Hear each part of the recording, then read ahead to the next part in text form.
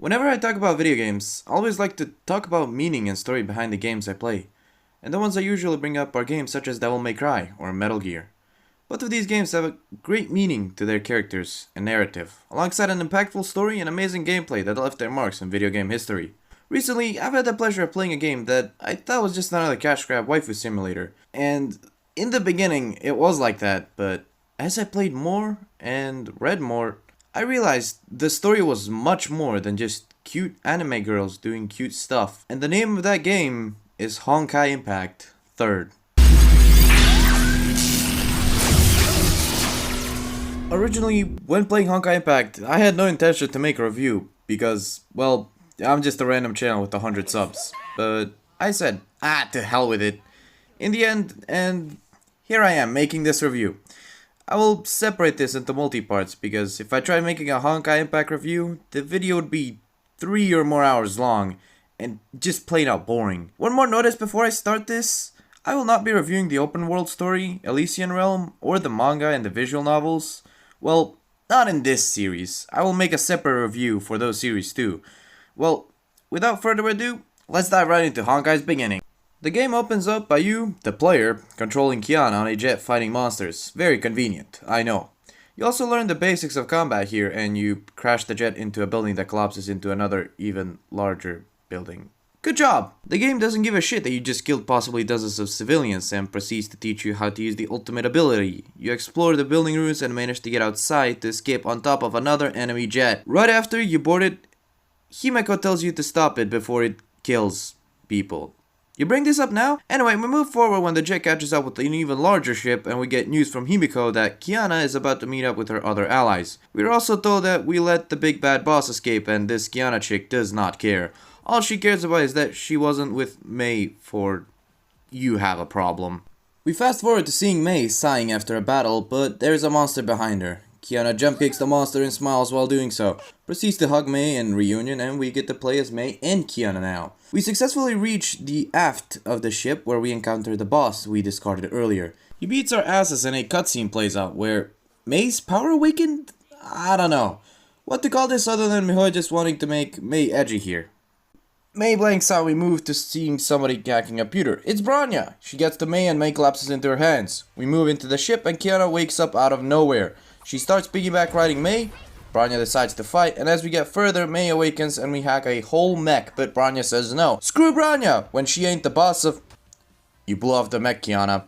You press the self-destruct button. We move further and we find another mech, despite Bronya making it very clear that there wasn't another mech around. But whatever. I sure can't wait to see this concept be used again in the future. Afterwards, we get to the terminal and Bronya manages to hack it without any issue. Apparently, whoever launched this ship is really fucking rich and wants Kiana to have it back. Password being December 7th, or aka Kiana's birthday. Bronya gets hacked and we beat her up. Himeko calls and we tell her to set up medical exam for everyone. We open up chapter 2 with the game confirming that Bronya is a-okay, but we get no confirmation that Mei is alive. Anyway, the game introduces us to Teresa, who was in the middle of deep thought and got interrupted by Rita, saying that she'll visit on the exam day. Then we get to destroy some Honkai beasts with Teresa. Yay! Kiana and Mei are in Himeko's class, and of course Kiana's is asleep, because why not? Himeko arranges Fuhua to help Kiana out because she set a new low for the Kaslana house. And totally not because she has a boost party. Fuhua doesn't mess around and goes right away to helping us by asking us how each type counters one another and gives us a field exam where we can cheat. Because remember kids, cheating is always the way to success. We beat up some enemies and Fuhua tells us good night.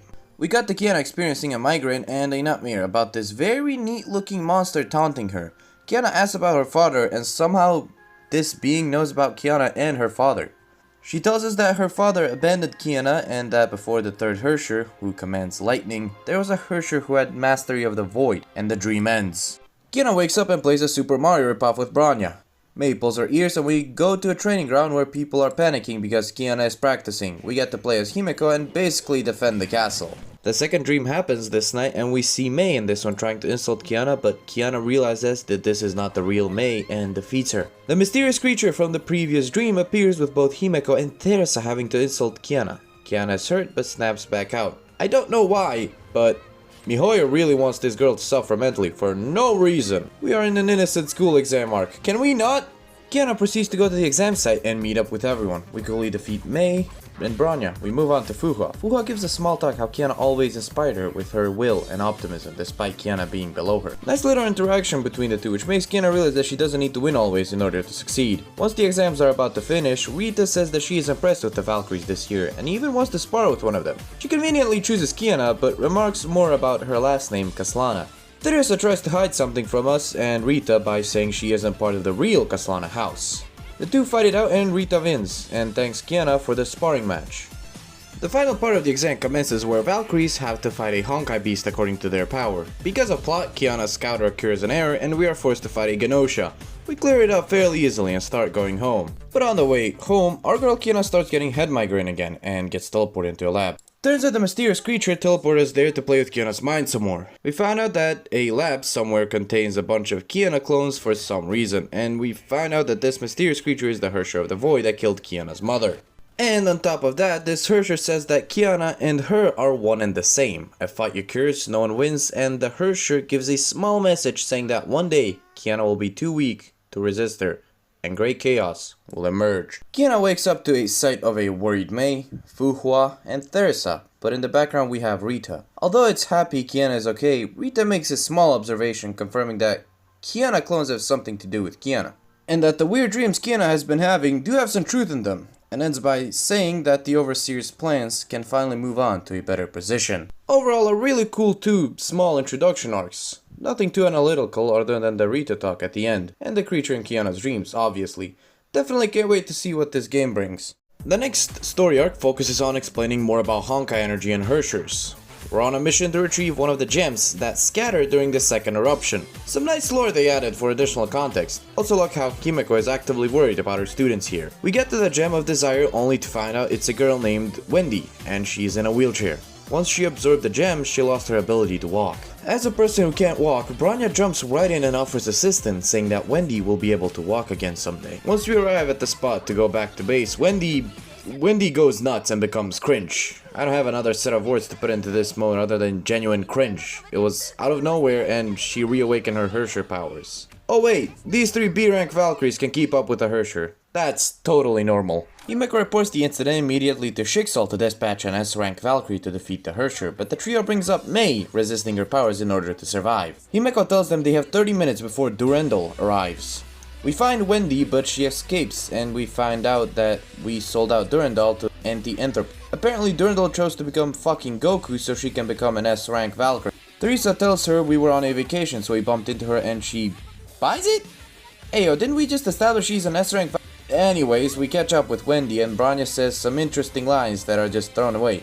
One, she brings up a person named Sere, who is from Bronya's past and we know nothing of. Two, she brings up being experimented on, which leads me to believe that Bronya lost her legs this way. Right after, someone named Kokolia manages to take control of Bronya and attacks Wendy. Feeling betrayed, Wendy goes into a rampage. Kiana and Mei manage to fight her to a standstill and anti-entropy troops are able to one-shot Wendy.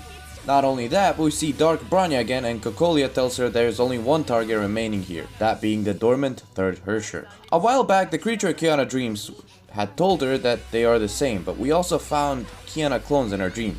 Kokolia knew there was a third Herrscher inside of Mei due to a small incident in Nagazora, but she knew nothing about a Herrscher that caused a massive world loss inside Kiana. This tells me that Kiana isn't the same as the creature in her dreams, and that perhaps that is another person that is trying to take over Kiana's mind by playing with her. The chapter was really we got to know a lot of cool new things. The next chapter, this chapter was really bad. I'm not gonna even try sugarcoating it. Basically invade an ME Corp building and find out that Mei's father is a giant fraud. Bronya commits suicide because friendship. Wendy says that the Gem of Desire can save Bronya because it healed her legs, so all good. And Kokolia, to add a cherry on top, reveals that Wendy is actually dead and that the Gem of Desire had already been used to power a giant mech. And we fight a giant mech boss, which, not gonna lie, it was the only cool thing about this chapter. Oh yeah, Teresa and Himeko were on this mission as well. Our next chapter, however, starts off strong, continuing on the cliffhanger chapter 4 left us. Teresa is going to a forbidden underground church lab seeking for answers to help cure Bronya. No matter what she searches up, it keeps going back to the second eruption. She decides to hit the nail in the coffin and enter a digital space that will transfer her back in time. Conveniently, Kiana was there spying on Teresa because, well, plot. Kiana is intrigued and teleports with Teresa. She arrives in a snowy tundra and on first look it's just a barren wasteland. We help Kiana explore this tundra and we encounter Teresa. Alongside encountering Teresa, we witness her grow back an entire fucking arm like she's Piccolo from Dragon Ball. And oh yeah, we also introduce ourselves to Teresa, but she does not like that very much. And this is just a reminder for everyone to never piss off Teresa, because by God, this was terrifying. Kiana is able to beat some sense into Teresa, and we make up a story about Kiana's dad being a bastard. We move forward, defeating some Honkai beasts, eventually meeting up with Siegfried. Yo, Teresa! Yatto kita ka? I love you, Tomokazu. Siegfried does the sensible thing and invites his daughter to a drink. We also find out that the Herrscher of the Void had already killed 2 entire Valkyrie squads that the Overseer did not account for, and well, just because of that he just decides to dispatch his best Valkyrie even though she is greatly weakened. Siegfried is a bit down, thinking that he won't be able to save his lovely wife in time, but just like a miracle, his radio station pops off and we see 2 potential areas where the Herrscher could be. We split into 2 groups, one being Siegfried and one being Teresa and Kiana. Let me just pause for a moment here because all this information is a clusterfuck. First of all, Teresa not being human, what the fuck is that? Caught me off guard, but I'm definitely excited to see more stuff like this because I love Dragon Ball and I love Piccolo. Secondly, Kiana is an absolute angel for saying she doesn't want to talk about family issues with Siegfried, and for slapping him. We'll get to this later. I'll also say that knowing Cecilia and Siegfried are gone in this future, I can only see how this eruption goes only so well for everyone. Following up what just happened, the Herrscher finds Siegfried before Teresa and Kiana. Siegfried wonders how long it took Teresa, and Siegfried says that he will basically use the divine key, Judgment of Shamash, to defeat the Herrscher. 気持ちだけで結構だ。綺麗なお嬢ちゃん。俺はもう決めたんだ。最愛の人を守るためにこの命を懸けるとな。なんでその剣にそんな力が。それは地獄で考えな。いでよ天下。Teresa and Kiana hurry to get there, only to find a large flaming crater. The scene is not sad, however, since Cecilia calls us and says that she will be able to use Abyss Flower to heal Siegfried. Oh yeah, this motherfucker did not die because he's built like that. Teresa also reveals to us that Cecilia had just used more than 50% of her power and she is going to fight a Herrscher.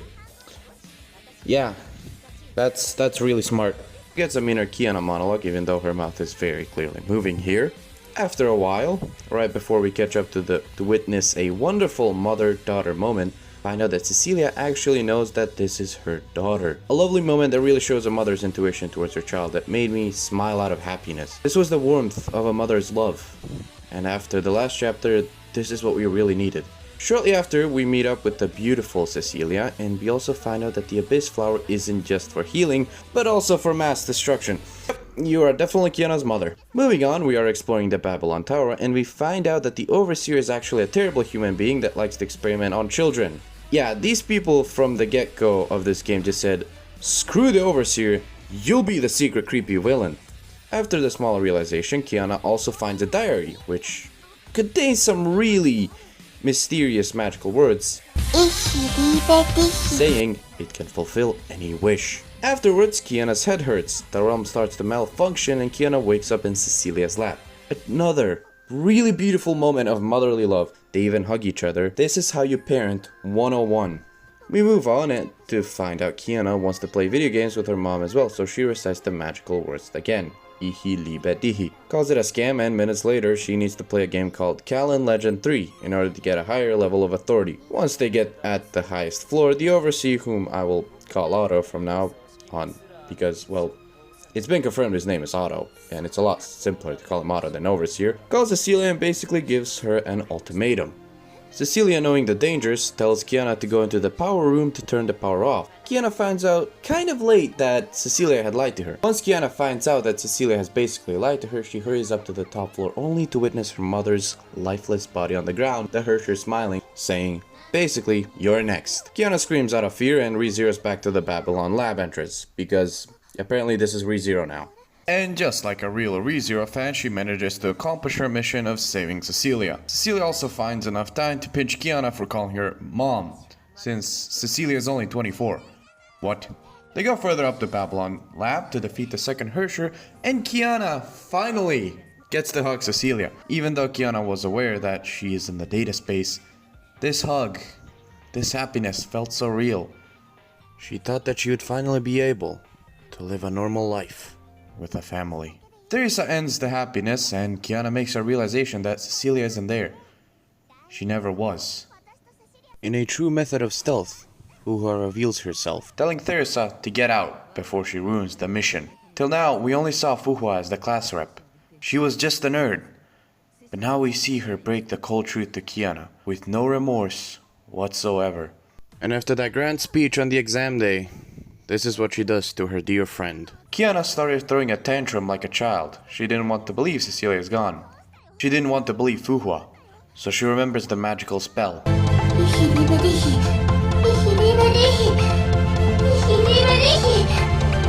Upon reciting this, her body begins to mutate in a sense. Her eyes change from an innocent, happy blue color to a fiery gold color, which gave a stare thirsty for revenge.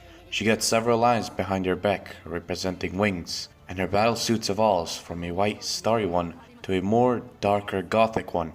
Fuhua says that she won't let the second eruption happen again, so she puts on her battle suit, Shadow Knight, ready to neutralize Kiana. We scare up and fight Fuhua. During her fight, Fuhua says that she might be late for the Herrscher reawakening. Even with that, she manages to successfully capture and knock out Kiana. We hear the voice of Otto again, telling Cocolia not to lay a single finger on his granddaughter Teresa. But he orders Durandal to take Kiana back to the ship. Now that we are over with the end of the Destiny page, let's talk about what just happened. Chapters 3 and 4 gave some foreshadowing and questionable lines that for some reason I decided to believe. But turns out that Kiana is the second Herrscher. Bronya under Cocolia didn't say anything about Kiana, but she did focus on May. My guess is that Cocolia knew Kiana was the second Herrscher, but because she hasn't awakened, she only took May in hopes to trigger an event that awakened the Herrscher. Turns out, the thing that awakened the second Herrscher was the second Herrscher playing with Kiana's mind in the digital space, outside of her dream. This could mean a couple things. Number one, Kiana and the second Herrscher are one and the same person, and she had her memory sealed deep inside so that a greater plan will get invoked, as we spoke about Rita and Fuhua just now, their mission and the plan of the Overseer. 2. Kiana and the second Herrscher are the same person, and she had her memory sealed so that they wouldn't come out and cause a disaster as big as the second eruption. I highly doubt that's the case, because the Overseer is a fucking asshole. But moving on. 3. Kiana and second Herrscher are two different personalities fighting over for one body's control. Because Kiana grew up alone, the second Herrscher is trying to exploit her to overload with happiness and warmth in order to completely ruin her and weaken her mind, as she said in her dream, that one day she will be too weak to resist it. That's it for Kiana, but let me talk about the Overseer Otto. First of all, we don't even know what he is or how he looks like, but thanks to some small dialogue that I've noticed, I think I can confirm that the voice line preventing Teresa from getting hurt is the Overseer Otto, and I will call him only Otto from now. I'll try to at least. Teresa mentions that Otto is her grandfather, and just now we basically got confirmation that one of the voices is indeed Otto. I want to point out that even Cocolia, who is the leader of a separate organization, Anti-Entropy, takes orders from Otto, meaning that this guy has that much power and should not be underestimated, but his voice was very uncanny during the talk, and I feel like he took Kiana back, not to save her, but to fully awaken the Herrscher of the Void. Now let's move on to page number 3, Under the Falling Sky. We open this arc up with a cutscene of a beautiful Shixel base, and we find out that Otto has been pumping Kiana's body with loads of Honkai energy in order to awaken her. Once she awakens, she calls out to her dragon, but Otto automatically takes precaution and makes a bear around Shixel. We do a funsy little minigame with Helios, and we get to see Otto talk further. He teases Teresa a bit and goes back to his usual plan pondering. Honkai beasts begin to attack Helios, but look no further. The ace in the Far East Division cuts them up into pieces, none other than our favorite girl, Himeko. The ship is attacked by the previously mentioned dragon. The dragon doesn't go down, but neither does Himeko. After a while, Fuhua intervenes to distract the dragon away from Himeko, which actually helps out a lot, but Honkai beasts start to massively swarm the Helios. No fear, however, since an Einstein and a Tesla are the air. They are a Shota and a Lolly. Motherfucker. They help out with the Honkai swarm that's going on, and turns out they are from Anti-Entropy, but they aren't 100% sided with Cocolia. They are looking to stop the greater evil. They are here to prevent Overseer Otto from starting another Honkai eruption. We got the Fuhua bringing Benares to an air platform. Yeah, the dragon's name is Benares, I forgot to mention that earlier. Alongside a badass vocal song, Sene no Hare. In the background, a giant platform and a sick looking dragon. We get to control Fuhua as she fights Benares. She can also transform into fucking Jotaro. Yeah. We switch back to Himeko and we get to attention of some mechs before the Hyperion arrives. On the Hyperion, we see Himeko cough up blood, saying, "Not now, am I really run out of time?" Which is definitely a sign that she will die if I have ever seen a sign for death. The battlefield change is real because we get to follow Fuhua on Shixol's platform fighting Honkai Beast, trying to rendezvous with Rita. In the midst of the fight with Honkai Beast, Fuhua basically admits that Kiana is the one that is attracting these beasts. Fuhua rendezvous with Rita and they're assigned on a new mission to calm Saint Freya girls down, even though Rita says that they should exterminate them. Now, what Fuhua says here may seem kinda dumb because these people have basically just met and we've been seeing them for like, what, 6 chapters? But this has a much bigger impact if anyone here had read the manga beforehand. But because I am reviewing this without including the fucking manga, I will not say shit and look at this the way an only game would. Still, I find it nice that Fuhua cares about her old comrades even if she was assigned to a mission to basically exterminate them. Rita gives a slight side tip, not just to Fuhua but to the viewer as well. Bringing emotion to the battlefield isn't smart. This shares 2 points to both the viewer and Fuhua. To Fuhua, she's a trained assassin and the rightful wielder of one of the divine keys. Fuhua can't turn her back on Otto because of their relationship as leader and Valkyrie, and that she shouldn't mix her emotions into a fight because it could potentially cost her her life. The second is that even though you like a certain Valkyrie in this game, you can't say they're good just because you like them. And I really love this point because she kinda looks at the camera while you are reading this. The second point may be dumb that I'm making, which it is, but Honkai has a power creep mechanic and a lot of people who play Honkai only play for the story and on I quote fun, but the fun is removed once you realize that this game cucks you for having fun. To cut away to what's happening at the rebel side, Himeko and Tesla are talking about a potential plan. Tesla being the amazing character she is, she creates a lovely plan of, if it moves, it dies. Our girl Himeko obviously agrees, and we go on a little adventure to kill every single little cute Honkai in our path. In the midst of killing every single thing, Tesla intervenes and basically confirms Himeko is on a journey to her destruction. Himeko's battlesuit here shines more than herself, as the red color of the battlesuit represents Himeko's fiery character. But even a fire can be extinguished if you don't give it a form of fuel to keep it going. Tesla shits all over Shixol's battle mech design and how her titans are far more superior. But she quickly regrets that decision because Rita appears and slices her very own mech into tiny little pieces like it's nothing.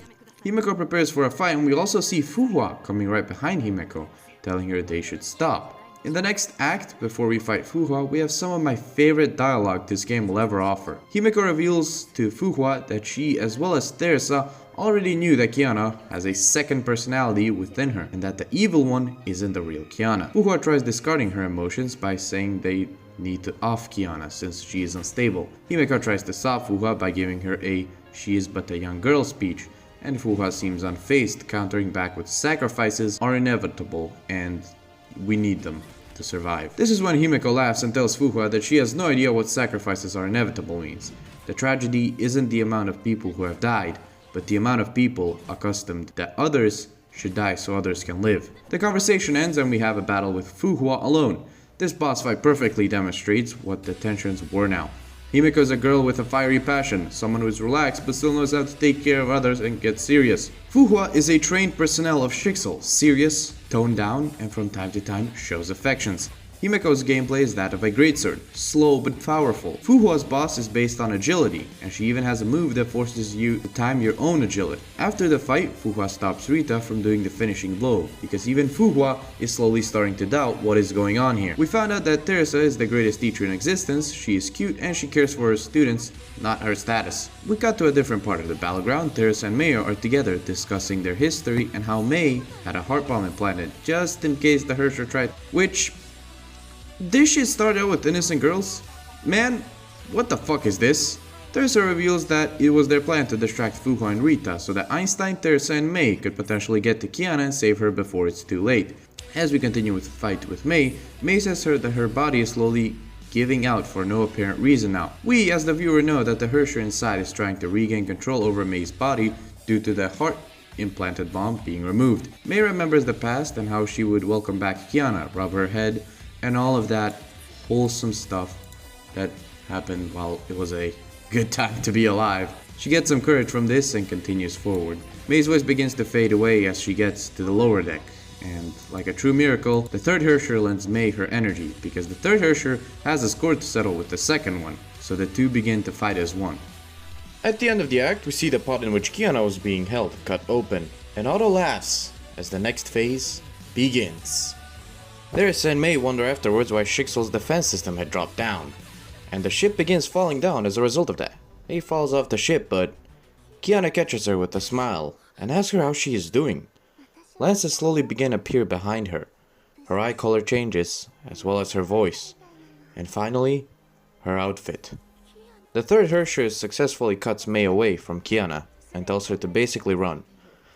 But Mei, in a true sense of friendship, says that she will never abandon Kiana, because Kiana would never abandon Mei. The third Herrscher laughs and gives Mei a significant increase in power to make her level with the second Herrscher, telling her not to disappoint. The following fight, we see the Herrscher punish us if we are too reckless. Since Mei is a melee fighter and the Herrscher is ranged, we need to be careful. If you are too close, she will use her ultimate dodge, pulling you in and exploding in your face. If her ultimate dodge is already used and you are too close, she will summon 3 lances that explode after a set. While in the midst of this fight, the battlefield suddenly distorts and we see Kiana join us to beat down a powered down Herrscher that had just awakened. After we beat her down, we continue fighting the Herrscher for a bit, when a cutscene unrolls. The Herrscher is stroking down on Mei. Mei touches the Herrscher, and a small glimpse of Kiana is revealed. She yells out in pain, before smiling with distortion in her voice. She creates a portal in the air, out of which a giant Honkai monster appears, and begins to attack Mei. An invisible anti-entropy mech stops the monster before it hits Mei, and a warfare resumes, with the wonderful vocal song Befall singing as the background OST. The Herrscher, notably pissed off, brings up what they had done to her. Everything is slowly being connected. The kid in the Babylon labs we saw in chapter 5 and 6. The experiments, the magical spell, her crying, the meds, everything is beginning to connect. She's ready to bring doom upon the humans and says that humanity was a mistake. She brings up 4 sins that so far represent the sides of this current fight we have. War, cheating, jealousy, and greed. All of which describe the leaders of humanity. A bunch of ranged mechs get into position to fire hundreds, if not thousands of rockets at the Herrscher. And in true fashion, like a wonderful diva in an opera, this happens. Hail my proud queen, on and on that waxen wing showed its head and fell. Sailor, sailor, chanting nevermore. Fear of fear, for the voice cried. To add to this, Benares joins her queen, and we get a full 360-degree view of the Herrscher in the sky.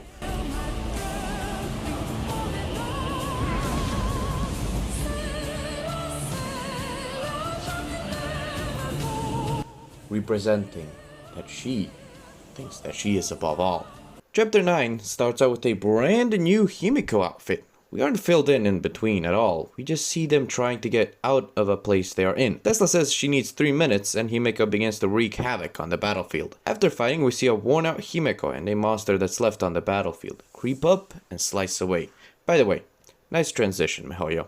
Proud of you. The act ends there and we cut back to Hyperion when Benares had just arrived. Teresa had joined Mei's side so she doesn't die. A fight ensues between Teresa and the Herrscher. The Herrscher is obviously stronger and even begins to trash talk Teresa. Not long after, Bronya arrived with a new suit, saying she had rested well enough and that they should fight with Bronya's help as well. The Herrscher unleashes her beast Benares and the 3 successfully defeat him. While this is happening, we see a small conversation with Einstein and a mysterious person. Having played Act 1, we quickly find out that this is Himeko. Einstein understands what Himeko wants. giving her a new suit and weapon, telling her that if anything, she needs to bring that weapon back, even if she dies. We got back to Theresa, May, and Branya getting teleported by the Herrscher that looks the same as the one they were in, but this has no life forms, it just looks the same.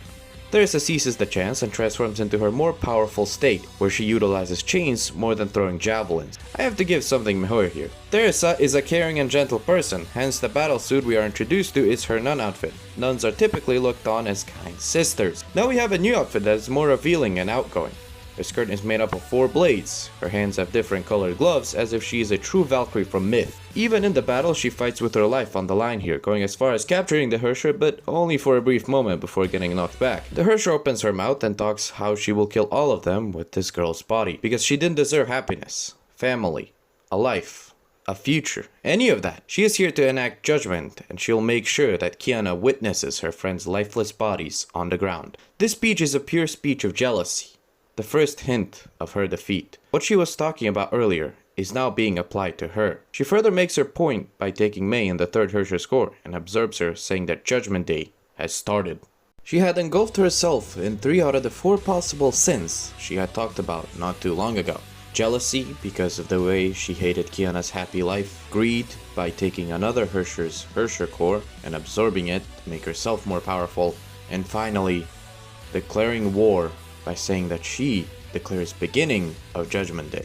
All that is left for herself to be engulfed by greed, and she will be no better than humanity, at where she will most likely lose. The ensuing fight is a complete one-sided beating where we, the player, control the Herrscher to beat down Theresa. The Herrscher laughs in the weakness of Theresa, but fear not, someone other than the 3 has also been able to invade this imaginary space somehow. Not only invaded, but she breaks it, that being Fuhua in her max output battle suit. In true Mihoyo fashion, this isn't explained right away, but rather we jump back in time again before Kiana had awakened. Fuhua and Rita are taking care of Himeko and Tesla. As Rita leaves the facility, Fuhua starts dropping some sort of feathers down on Himeko, saying it will soothe her pain a lot easier. In the midst of this, an alarm goes off and Fuhua says how she must go. Together with Rita, we repel the Honkai swarm and confirm that Tesla is in a safe area. A cutscene with Otto begins and we find out that it was Otto's plan from the beginning to welcome the Queen, or the Herrscher of the Void, to this world. Which, by the way, dude, that's fucked up.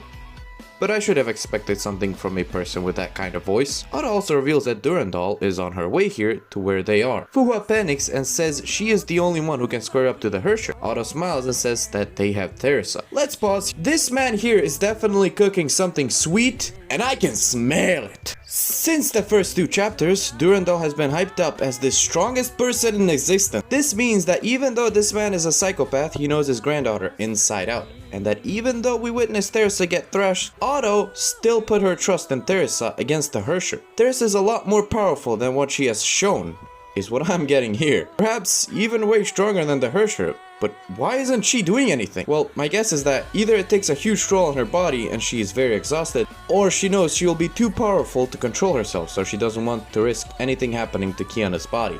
Realizing that Otto is a complete psychopath, Fuhua quickly tries ordering Rita to help her salvage the situation however much she can, but Rita says no. Rita follows up by explaining that Otto had not used any trump card yet. Ooh. And that in order to save the most amount of lives, everyone must act according to Otto's order. Because Fuhua is stepping out of order, Rita has no other choice than to fight her. Gauntlets clash against scythes and Fuhua begins to use her divine key, when a familiar weapon drops onto the battlefield. It was the Abyss Flower, the weapon that the S-rank Valkyrie Cecilia wielded. We finally are introduced to the infamous Durandal in all her glory. Her hair is blonde and long, same as Cecilia. Her design is that of a true Valkyrie, as she sits there with a relaxed look on her face. Durandal says to Rita that she needs to lower her weapon. And not only that, but Durandal says that she wouldn't do anything other than what Fuhua is doing now. And while they can't provide direct support to her, they can at least let her fight for her true ambitions. Okay, another one of these middle pauses. Mihoyo managed to introduce a character perfectly with so much hype, and not only did they deliver with not just her design, but the choice of voice actress and what she does in her first appearance. However, I have a really bad feeling about her, and this might be a wild card, but hear me out.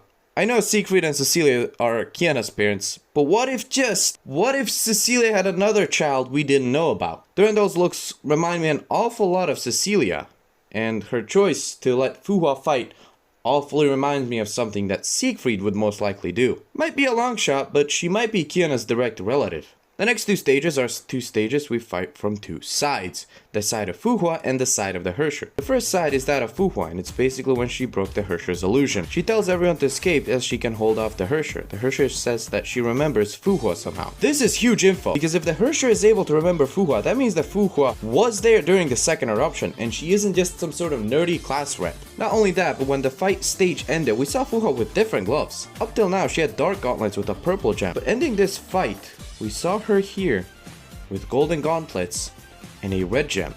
This means that Fuhua was definitely using her divine key to fight with this Herrscher head on. The next act, where we fight as the Herrscher, reveals that even though Fuhua could match the Herrscher's strength and even go as far as wounding her, the Herrscher's regeneration was just too much for Fuhua to handle, and the Herrscher had her in a chokehold. When I heard these claps, only one thing went through my mind, and that was the Overseer. He is able to welcome the Herrscher and even call her his queen. He manages to even scare the Herrscher, because the Herrscher here thinks twice before doing anything. He seemed familiar, yet so alien to her, as if he was the same as her. Otto's gaze was enough to scare the Herrscher away, and leaving Fuhua. Fuhua barely manages to get her breath to talk, and Otto says that he hasn't seen her in a worse state since 500 years ago. Otto starts explaining his plan to her. That Kiana is a genetically enhanced human, and that the Herrscher's name within her is Sirin. Sirin is currently in control of Kiana's body now, but Kiana isn't gone. Kiana is just sleeping. If he is able to get Kiana to reawaken, she will be a human with Herrscher powers. Following his iconic line, humans are far easier to control than Herrschers. After this, Fuhua lost all hope and says that Otto is a madman. No. He was already mad to begin with. Otto laughs and pulls out a divine key called the Judgment of Shamash, saying his farewell to Fuhua, shooting her right in her face.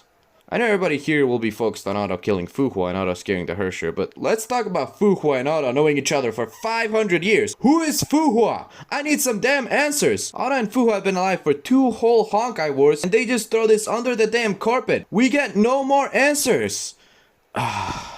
Let's just continue with the next act, where we wake up as Himeko and find out that Fuhua didn't die, but rather she ascended basically. She gave Himeko a serum that will neutralize all the Honkai in her body, but she won't be a Valkyrie anymore. Himeko finds this a horde of BS and asks her where Thursa is. Fuhua says that if she still feels like helping, she will need to follow her to a certain room. She does that and we find a tied up Tesla. Himeko, being the lovely Himeko, barely holds her laughter back and removes the bandage from Tesla's mouth and realizes she made a mistake. We help Tesla fix the elevator by finding the correct material and fighting off the virtual world enemies. We board the elevator and find out that the only reason Himeko can still fight is because she was the leader of one of the assault squads of Valkyries. Her body is naturally trained to fight for so long. Once we get to the main room, Tesla says that she can discover everything within 10 minutes. As Himeko is about to take a small rest, she notices Fuhua next to her. Fuhua says that the answer she is looking for is downstairs, but upon looking at the sign there, she says that there are some answers here as well. By the way, can we measure that Fuhua went from a straightforward nerdy girl to a goddess divine-like being speaking riddles? Can we? No? Okay. This time we enter the firewall virtual space and we begin researching on the sick experiments Otto had performed in the past, and how he is basically planning to get all of the Herrscher gem cores. We also get revealed that he had developed a serum with different effects on different groups. Normal females wouldn't suffer any effects, Valkyries would lose their ability to wield Honkai, but the third group, which is infected, had a reaction of a wild rampaging beast. The final result was mixing 2 serums, and using them on an Emperor class Honkai, it completely destroys them, turns them into ashes. He mentions a Spear of Destiny and talks about Kian enrolling at Saint Freya, and how basically his entire plan is unfolding perfectly. For a psychopath, this guy is by far a well-written villain. He looks awesome, his voice actor knows how to perfectly portray an evil voice, not just that, but a bastard as well. And I don't know, this guy's just good. Let's leave it at that. I like him. Himeko begins going to the most bottom floor and Tesla takes the opportunity to experiment. Because there was no test subject in sight, she decided to experiment on herself. She injects the Honkai serum in her hand and it began corrupting her. She used the other serum and we witnessed Mihoyo try to play with our minds, but they can kill a character for shit, right? Yeah, I'm right. Tesla survives, and she even calls her arm more beautiful than ever. Back to Himeko on the last floor, she describes it as a holy shrine just awaiting the chosen one to take the treasure. I honestly love this little adventure between Himeko and Tesla.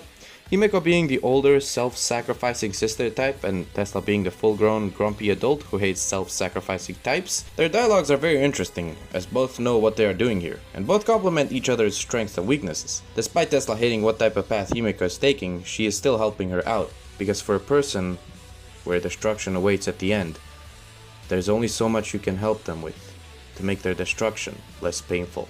The treasure that was waiting Himeko was a battlesuit auto forged from the Gem of Haste. He got that from the Herrscher of Fire. Fuha further explains that this was one of Otto's trump cards to combat the Herrscher in case of a failure. Himeko finally asks Fuha who she is, and Fuha just says she is a person like Himeko, who wants to change the world into a better place. Himeko nods and enters the firewall space to attain the battlesuits. All throughout the space, she is constantly getting talked down upon. This isn't the space wanting to stop her. This is the space trying to protect her. Alongside a divine OST, we fight the divine battlesuit itself. Himeko is full of the talk. She is ready to do whatever it takes to save her student, Kiana, from the Honkai. Once she defeats the final phantom, Fuha says her final farewells to Himeko and thanks her for her teachings, and disappears into the air. The camera shows Himeko from the back and from the front. Himeko looked as determined as a true lioness, ready to get her next meal. We get a trial stage where we test the new battlesuit, and we notice a couple of things. First of all, now she fights as if the massive blade was a feather, and she is much more agile. We are ready for the finale, boys! The next chapter is just a small teaser. We're back at the Hyperion where only Einstein and Bronya are conscious. Teresa is badly wounded. The Hyperion is barely afloat since it's badly hit. May needs to go through cardiac surgery to survive due to her core being removed. Bronya volunteers as the pillar of defense for the Hyperion. After a while of fighting the waves, even Bronya's vision begins to take a toll, and she starts to hallucinate. She suddenly starts feeling a warm presence and opens her eyes. That presence was Himeko. Now we cut to the 3 minutes from the beginning of the chapter. And if it wasn't obvious, that monster never stood a chance against our girl Himeko. Himeko proceeds to fight the Herrscher head on. And not only is she keeping up, she is beating the living crap out of the Herrscher, going as far as mocking the Herrscher as a bleeding god and telling Sirin that she is no mere mortal, but she is Murata Himeko. She manages to put Sirin in a place where the Hyperion can dust off the cannons of a 50-year-old weapon called the Grand Saline. It was a direct hit to Sirin. While it looked like it's time to celebrate, Sirin just teleported away as a coward. We got to a CG where Himeko talks about her life, but instead of regrets, she's happy that she got to meet everyone. She's prepared to give her final farewells. In the following cinematic, Himeko starts off strong by flipping off Benares, and right before she deals the killing blow, a mysterious yellow dot appears that teleports her into an imaginary space. Sirin had completed the 4th sin she hated about humanity. She couldn't win in the human realm, so she brought Himeko to her own imaginary realm as a means of cheating. Sirin walks from high above to down, showing she still thinks she is above the mortal Himeko. She laughs, and as Himeko gets ready, Sirin uses her kinetic and void powers to attack Himeko. Thinking she had won, she starts walking away when suddenly a blade had launched at her, and she evaded it last minute, causing a shockwave to shake her entire realm. Walking up with a smile on her face, Himeko begins her last walk. A song begins in the background, reminiscing Himeko. We don't hear any vocals, but by the music alone, we can tell this is her last straw. Himeko's body had visible lines that the corruption had started. Sirin tries stopping Himeko with another pillar, only to see Himeko cut it to pieces and launch herself forward. Sirin uses some fibers to cut away at Himeko, but her blade combined with her passion is cutting forward. Himeko successfully launches herself into the air and forces her body towards Sirin. Sirin starts a void drill at Himeko that starts sucking Himeko in. Himeko remembers her students and gets the last stroke of power she needed. The vocals start playing in the background as Himeko uses her life force to boost forward, giving Kiana a lesson. Her final lesson.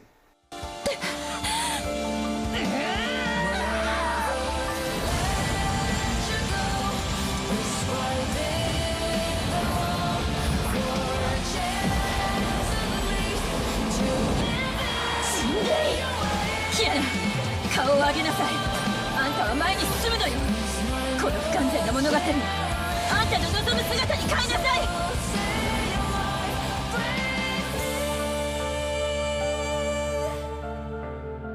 生きなさい、キアナ。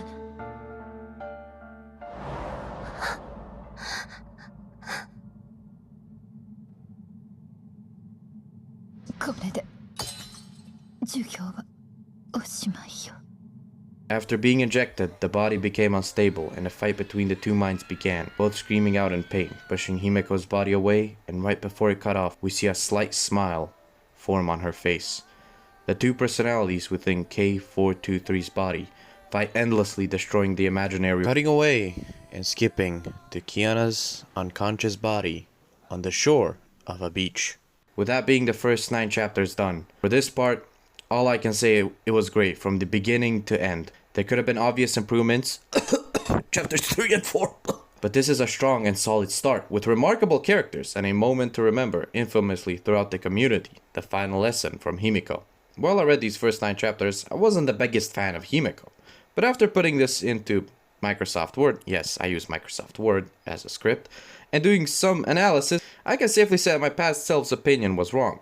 I want to say that I like Himeko now, and that she won't be forgotten. Other remarkable characters I want to point out are Fuho and Teresa. Even though these two had very small spotlights as side characters, I want to say that these two really made the first saga lovable. Without them, I can't see it the same way, as dumb as that sounds. They established 2 strong characters that are versatile. They can be both reactive and planned characters, which is what I like a lot. Other things I want to mention is that every single artist for vocal songs were amazing and beautiful. I love the direction this game plans to go, and I hope I can see more moments like this with vocal songs. For now, that will be it for part 1 of my walkthrough and review of Honkai Impact 3rd. I will see you guys in the next part, which we will cover from 9EX all the way to chapter 14.